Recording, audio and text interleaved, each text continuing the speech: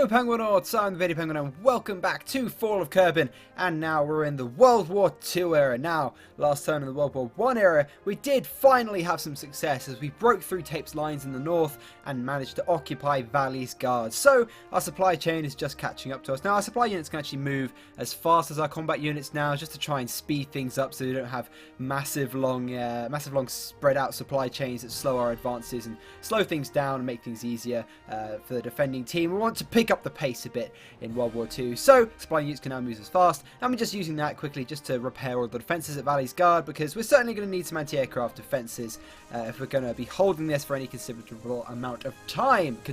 Considerable. I can't speak today. Anyway, we did also have a fairly major setback last turn. Tape managed to break through the island chain in the south after the Battle of Cutland was actually won by us, but then he managed to finish off our remaining naval forces with the remnants of his navy and managed to push straight through the south before we could stop him and occupy our largest naval base, Azimek, down in the south. So, what better chance to test our new KT-2 Vulture attack aircraft than this? We've got two light tanks sitting down there.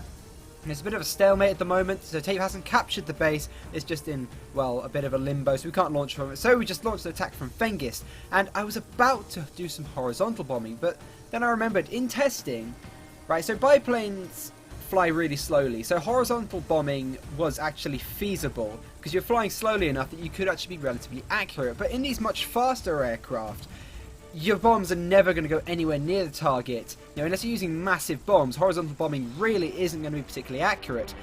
Now we're in World War II, it's practically necessary to dive bomb if you want to hit a small target, such as an armoured car in this case, with small 250-pound bombs. So we dive in, our little Jericho trumpet goes off, hopefully scares the absolute crap out of those imperialist scum, and then we smash some bombs into them. Unfortunately, we only got a glancing hit on the first one. It sort of shoots some 20mm flak at us, sort of parting gift, but it doesn't actually hit us, and we managed to get out of the gun range. But we're out of bombs now, so I considered withdrawing here because we didn't have any more bombs. I didn't really think of any feasible way to take out this tank, and then I remembered the back of these armoured cars are paper thin, and we're not using 30 cals anymore, we're using 50 cals. We've got 4 forward-facing 50 cals on this thing and a 50 cal rear turret. This thing is armed to the teeth. So, if we can manage to swing around and sneak up on that little armoured car and then jump up at the last minute and do a strafing run, we should hopefully be able to get some accurate enough shots to rip straight through the back of the armoured car and take it out. So, that's exactly what I did. Of course, the pilots of the Kruolan Air Force risking all in order to liberate Azimek from these imperialist scum. Thank God they didn't manage to drop any sort of armour-piercing bombs through the deck of the KUS Declan there. Otherwise, we would have some pretty serious problems about retaking this base, because Tape could, of course, could have dumped a bunch of units here this turn, because we're not doing any offensive things this turn. We're just sort of doing defensive actions, putting things out. I haven't continued my advance into Kerthenia. That'll all start up again next turn, because otherwise it'll be a little unfair tearing into Kerthenia with World War II units when Tape doesn't have any. But anyway, here we go. We're just keeping really low to the ground, something that only Kruolan pilots can do, of course, showing off their excellence, their superiority over Kerthenian scum. And then we're sort of taking some pot shots and not particularly accurate. Then we jump up. Okay, it's turning its gun round. We've got only seconds left before it opens up with the 20mm. Unleash a complete belt of 50 cal into the back of it, and there we have it. Put some final parting shots in, pull up at the last second, and there we go. It occurs to me I should probably be doing some evasive manoeuvres, so I started pulling hard left, but then I realised that if that gun was still working, this aircraft would not be in the air right now. So there we go, we just sort of get ourselves stable, get ourselves flying, and then we turn back and have a look at the damage. Yeah, the crew of that armoured car are probably splattered all over the interior. And it is well and truly destroyed. So, all we have to do is come in nice and slowly and just land this thing. Slight problem with the Vulture, its landing gear are a little too far backwards. They're just about its centre of mass. I need to move the landing gear forward a little. So it does have a little bit of trouble landing here.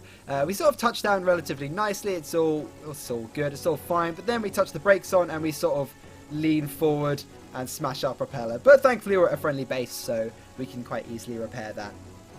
So, what we do then is we use one of our supply units, we launch a new supply unit to fix all of our 40mm emplacements. We also put out a radar station so that this can scramble earlier if enemy aircraft attack, although I highly doubt they will. Well, they're not actually allowed to this turn. Tape, the only base Tape can actually attack would be Valley's Guard, and he can only attack that with aircraft, but that would be rather suicidal, because we're putting out 2 interceptors and 1 main fighter here. So if Tape attacks with an attacker, then we should be able to take it out with our main fighter. If he attacks with a bomber, then those interceptors are really going to cause quite a lot of trouble for him. We've spaced out all of our units. I believe we've got 2 armoured cars. We've got 1 World War I 37mm gun carrier or whatever. We've also put out 2 of our 3-inch flat guns, so they should certainly cause a lot of problems for Tape if he tries to do any kind of high altitude bombing run. We've also put out a light tank and a single medium tank. This is the wonder of being able to launch so many ground units now. So these are just going to be staying here. I highly doubt Tape will actually try anything towards this base. It's so heavily defended now. So these are going to stay here, and then we'll launch some things next turn, and then we're going to go tearing straight into Kerthenia and hopefully take Osiris Bay. But of course, Tape isn't going to be quite so cooperative, and he's almost certainly going to put up some defences. He's got some World War I tanks over there. I'm sure he'll certainly make use of those in the defence of Osiris Bay to come. So you've got that to look forward to next turn. We'll certainly have a massive urban battle. But anyway, that's pretty much all the combat there is this turn. It's not particularly exciting. So we're just moving 3 of our pretty obsolete Royal class cruisers. We've moved these up. These are the ones that deployed the landing craft to attack Osiris Fortress. We've used our supply units over there since the attack failed, just to build some emplacements, just for shits and gigs. So Tape can't retake that forward operating base, which is pretty much right next to Osiris Fortress, so we can certainly bomb him there. And now we've got 3 cruisers blocking the entrance to this sort of northern lagoon area and trapping the USS Mayfair. I'm reminded of the Battle of the River Plate, you know, where the German pocket battleship, the Graf Spee, was trapped in the River Plate by a British task force, although I doubt Tape will be quite as cooperative as Captain Langsdorff and scuttle his ship.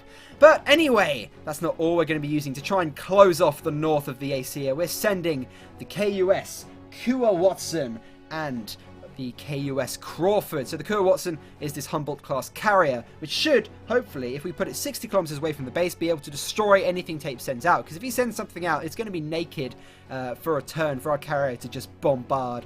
And then we've got all our heavy cruisers in order to protect us if his ships do manage to get to my line of ships. And then, of course, we've got the KUS Crawford. Crawford, are you happy now? You have an Atlanta class named after you, although, of course, here it's an Delhi class. And that should hopefully protect us from any aircraft attack that try and smash through our lines. The only thing that Tape's really going to be able to get through from Osiris Fortress would be a submarine. So I think that's pretty secure.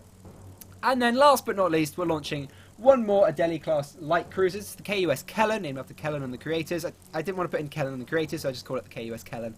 And this is going to be linking up with the KUS Declan, which is undergoing a bit of a refit right now. We're going to put some fire control radar on it, unlike the other Royal classes that we put in the north, which are obsolete and can only fire up to 5 kilometers. So next time we might launch a Galapagos class heavy cruiser and probably another carrier, and then we'll have another carrier group. We'll probably sit this in the middle of the ACEA and try and keep Tape's main navy at bay. So this is almost certainly going to be continually bolstered. And we'll almost certainly send some aircraft down there to the south to deal with Tape's units that are occupying us, a little forward operating base in the southern island chain. We really do need to take that back, but I'm not going to be investing any tanks in the southern island chain. I really want to try and just hold it with our aircraft and our navy for now, because we need as much as we can muster for the push into Kerthenia. We've broken through the lines, we've managed to stall Tape's offensive. This is the moment we've been waiting for, and with our new advanced tanks, our new light tanks, fast vehicles, our new highly intensive aircraft, and our blitzkrieg strategies we can now use, the coming war should be pretty exciting. But I know this has been a very short episode, but it's just been setting up. Thank you very